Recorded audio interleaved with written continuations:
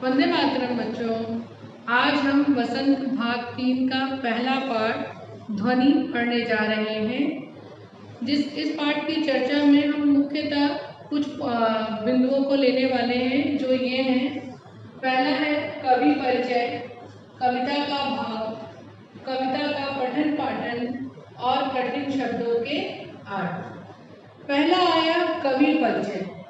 इस कविता के कवि हैं सूर्यकांत त्रिपाठी निराला, जिनका जन्म 21 फरवरी 1897 को मेदिनीपुर, पश्चिम बंगाल में बसंत पंचमी के दिन हुआ था और इनकी मृत्यु 15 अक्टूबर 1961 में हुई थी। वैसे तो इन्होंने हिंदी साहित्य की हर विधाओं में रचना की है। ये मुख्यतः छायावादी कवि माने जाते हैं। छायावादी कवियों में इनका मुख्य स्थान था।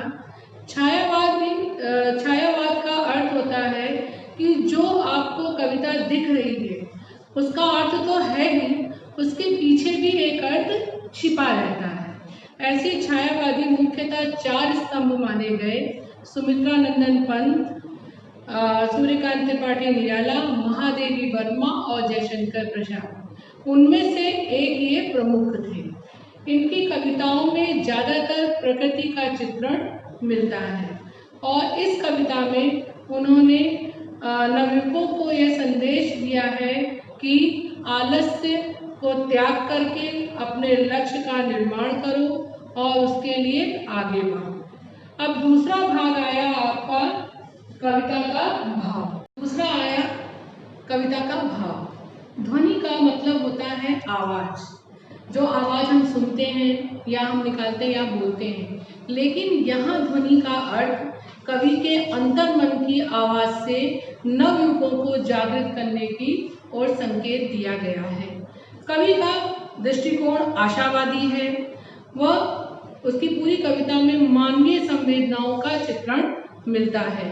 कवि ने इस कविता में तत्सम और तद्भव शब्दावली का प्रयोग किया है। कवि का जीवन पूरी तरह आशावादी था। वह नवयुवकों को जो आलस और निद्रा से घिरे हुए हैं, अकर्मण्य हो गए हैं, उनको एक अपनी कविताओं के द्वारा संदेश दे करके जागृत करना चाहता है, ताकि वो आगे की ओर बढ़ सके और एक स्वस्थ समाज का निर्माण कर सके। अब तीसरा आया आपका कविता का पठन पाठन।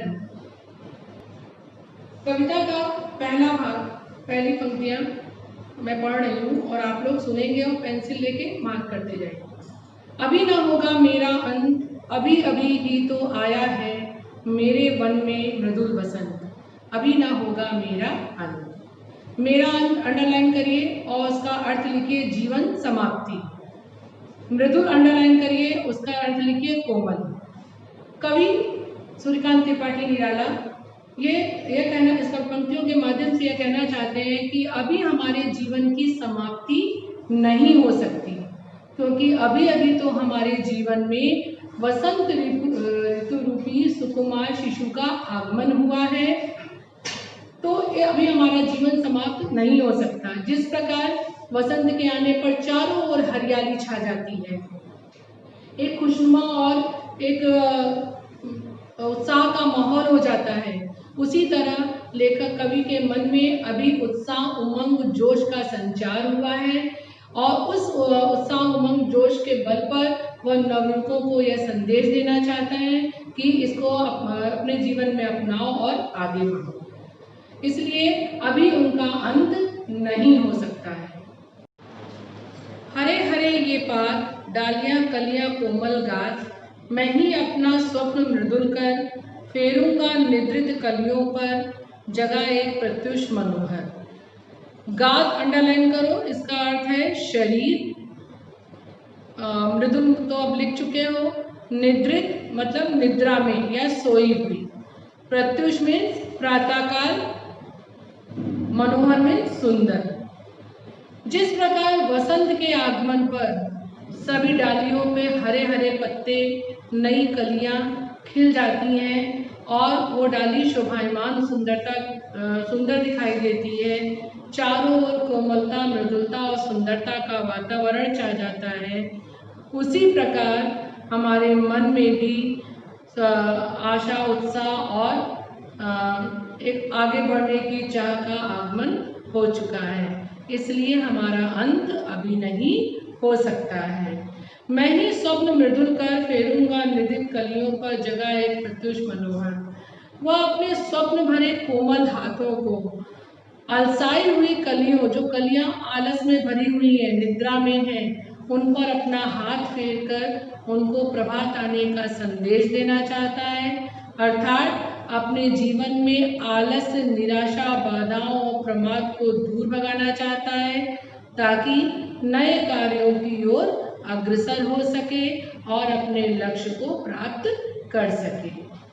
पुष्प पुष्प में तृणालस लालसा खींच लूंगा मैं, अपने नवजीवन का अमृत सहर्ष सींच दूंगा मैं।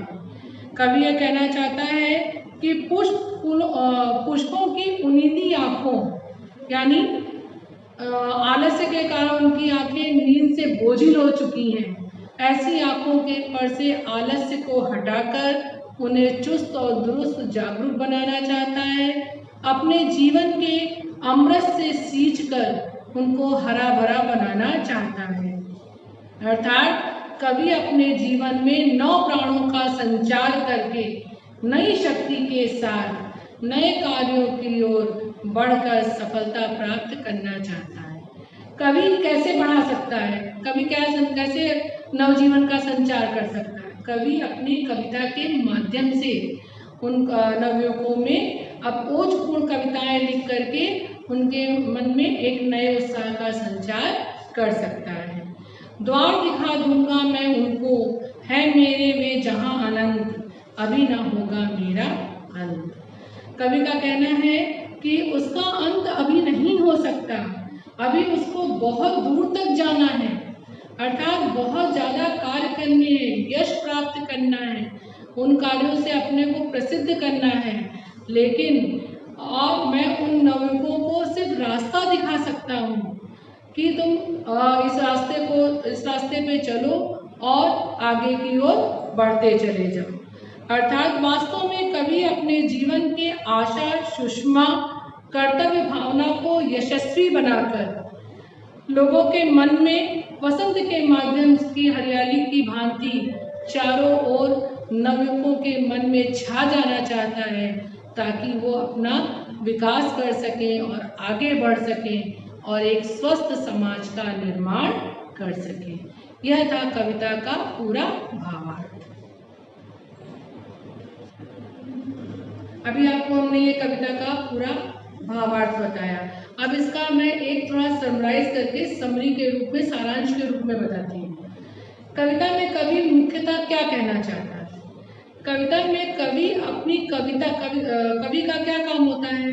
कविता के माध्यम से समाज में कुछ न कुछ अपना योगदान देना, ताकि उसकी प्रसिद्धि हो सके और उसके विचारों को लोग अपना सकें, स्वस्थ समाज का निर्माण कर सकें। तो इस कविता में कवि ने, सूर्यकांत त्रिपाठी निराला वैसे भी छायावादी कवि थे, उनका संदेश देना ही ज़्यादातर उनकी कविताओं में मिलता है। बहुत सारी कविताएं लेकिन कविता के लिए ही ज़्यादा मशहूर थे। वो रचनाएं तो बहुत सारी थी, लेकिन मुख्यतः कविता के लिए।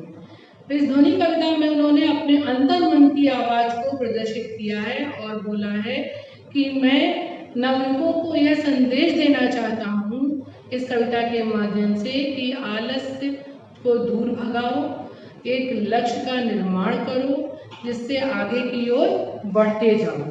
और जब तक बिना लक्ष्य के तो कोई भी नाव आगे नहीं जाती है, उसी तरह लक्ष्य जब तक नहीं होगा और उस पर आलस्य को नहीं छोड़ोगे, करने का एक जज्बा नहीं आएगा, चुस्त दुरुस्त नहीं होगे, हमेशा आलस में घिरे रहोगे, सोए रहोगे, तो नहीं होगा। कर्मठ ही बनना होगा, ताकि अपना जो लक्ष्य है उसको प्राप्त कर सको। यही वो संदेश नवयुवकों को देना चाहते हैं।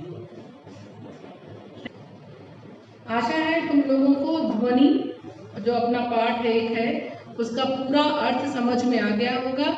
इसमें जो भी आपको संदेश मिला है उसको अपने जीवन में उतारने की कोशिश करो और इस कविता को, इसका अर्थ जो भी है 2-3 बार पढ़ो, समझो, ताकि वो तुम इसको अपना सको अपने जीवन। धन्यवाद।